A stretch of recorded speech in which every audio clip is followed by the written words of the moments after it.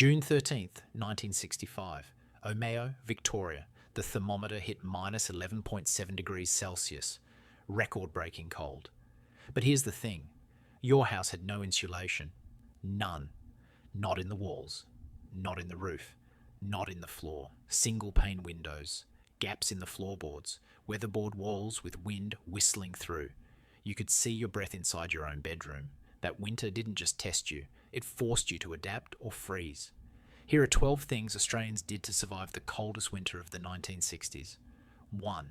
Stuffing newspapers into the walls. Your weatherboard house had gaps, big gaps, between every plank. Wind screamed through them. You'd take old newspapers, roll them up tight, stuff them into every crack you could find, between the boards, around the window frames, under the door jambs. The paper created a barrier, stopped the wind, trapped a bit of air.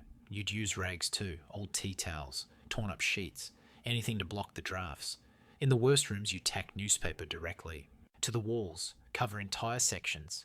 It looked ridiculous, but it worked. The ink would come off on your clothes if you leaned against it. Nobody cared. Your walls rustled when the wind blew. That sound meant the paper was doing its job, catching the draft before it reached you. Every few weeks the newspaper would get damp. You'd pull it out, replace it with fresh. This wasn't decoration. This was survival. Newspaper insulation kept you from freezing in your own home. 2. Heating bricks in the oven. Bedtime. Your bedroom was freezing. Ice on the inside of the windows, frost patterns across the glass. Mum would heat bricks in the oven, ordinary house bricks, shove them in the oven after dinner, leave them for an hour, 2 hours, until they were scorching hot. Then she'd wrap them in old towels, thick towels, multiple layers so they wouldn't burn you. One brick at the foot of the bed, one in the middle, sometimes one for each kid. You'd slide your feet down and feel that beautiful heat. Like a furnace under the blankets. The bricks held heat for hours. 4, 5, sometimes all night if they were hot enough. Middle of winter, you'd wake up and the brick would still be warm. You'd curl around it, hug it close. Some families used bed warmers, metal pans with long handles. Fill them with hot coals from the fireplace. Run them between the sheets before bed. But bricks were better, safer. No risk of burning the sheets, no ash. Just solid, steady heat through the night. 3. Keeping only one room warm.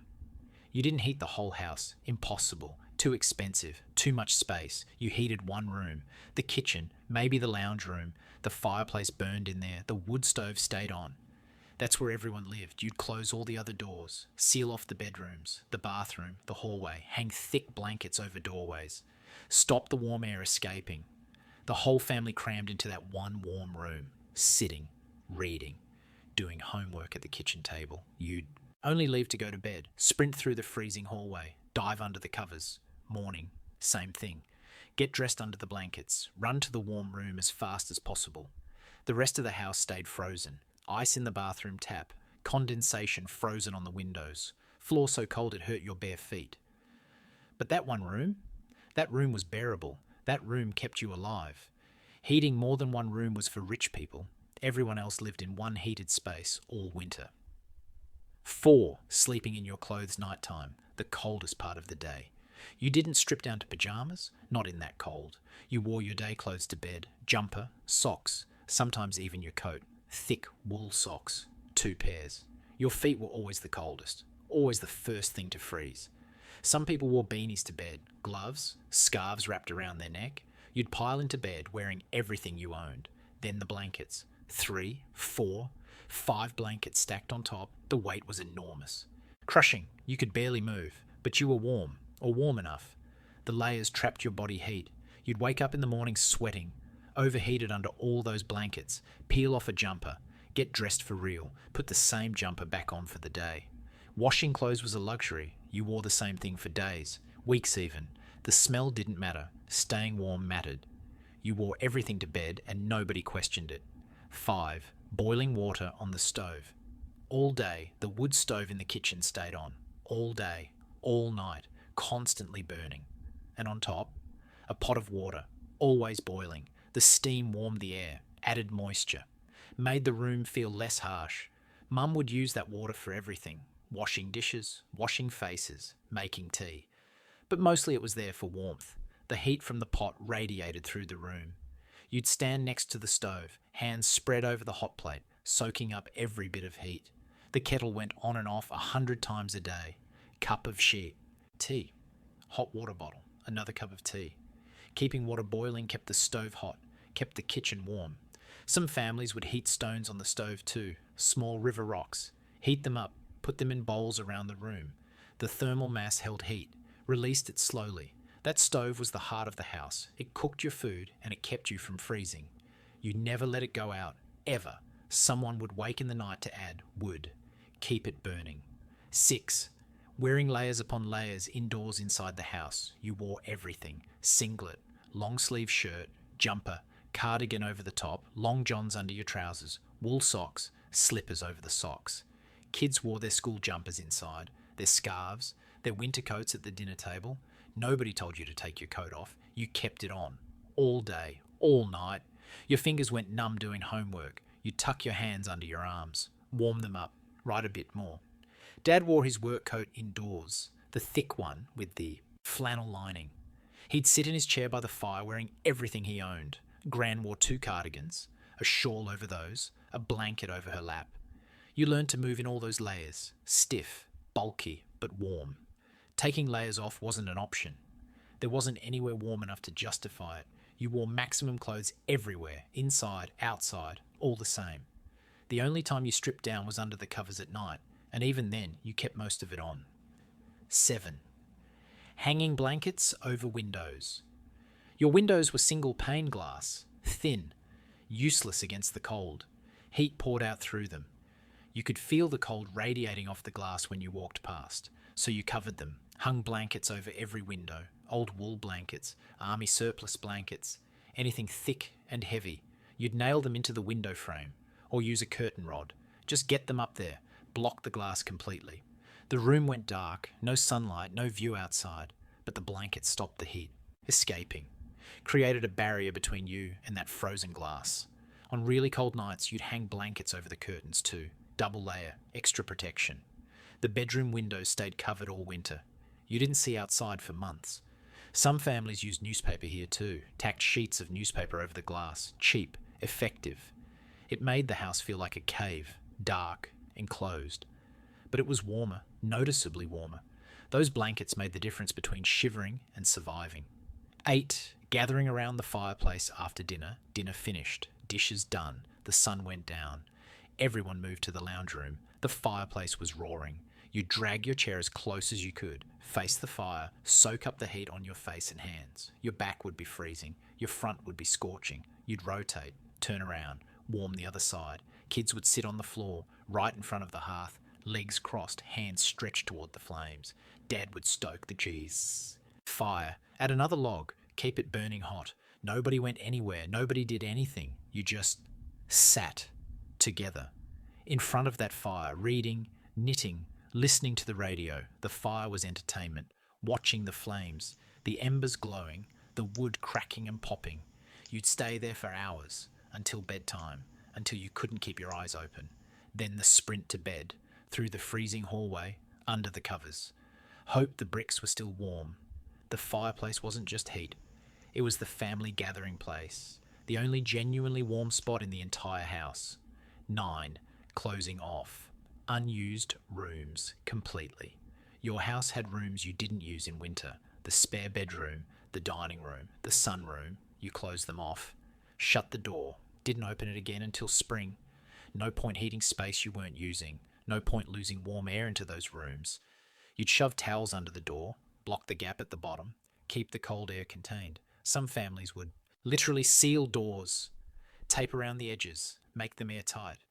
The furniture in those rooms would get covered in dust. Nobody cared. Nobody went in there. If you needed something from a closed room, you'd run in, grab it, run out, shut the door fast. The temperature in those rooms was brutal, same as outside, freezing, uninhabitable. But keeping them closed meant the warm rooms stayed warmer, less space to heat, less cold air seeping in. By the end of winter, those closed rooms felt like a different house, abandoned, forgotten. Spring came and you'd finally open them again. The musty smell would hit you, the damp, the cold that had settled in for months. But it worked. Closing off rooms saved fuel. saved money, saved your sanity. 10. Cooking everything on the wood stove.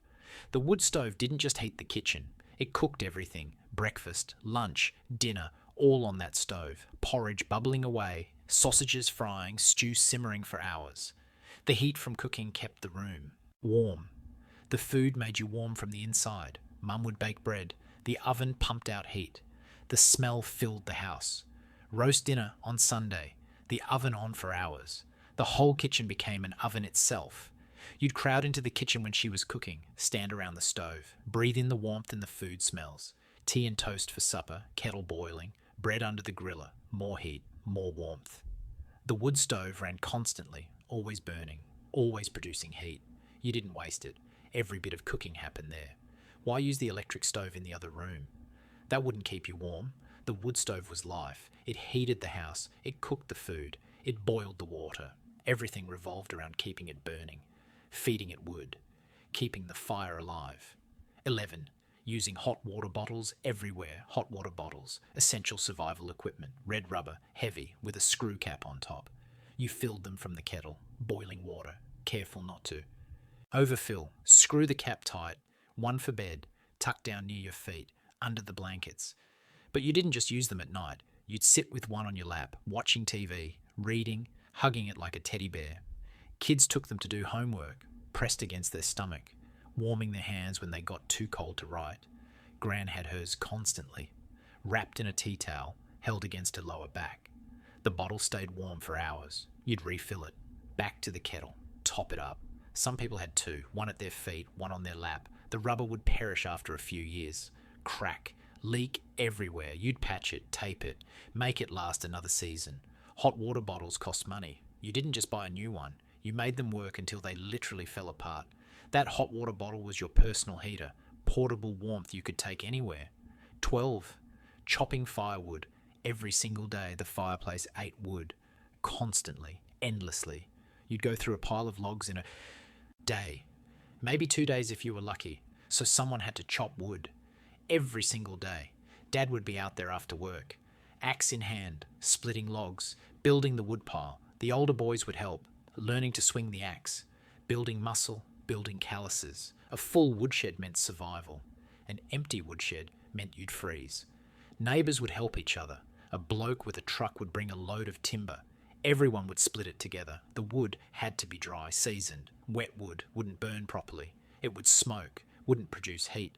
You'd stack it under cover, keep it dry, ready to burn. Weekends were for serious wood chopping, hours of work, splitting, stacking, preparing. Your hands would blister, your back would ache. Didn't matter, you needed that wood. Running out of firewood was catastrophe. It meant cold. Real cold, dangerous cold, so you chopped. Every day, without fail. The woodpile had to stay full. That axe and that woodpile stood between you and freezing to death. 12 ways Australians survived the coldest winter of the 1960s. No insulation, no central heating, no modern conveniences. Just bricks in the oven, newspaper in the walls, blankets over the windows. They adapted, they improvised, they survived. That winter taught them resilience, taught them to make do with what they had. Which survival tactic surprised you most?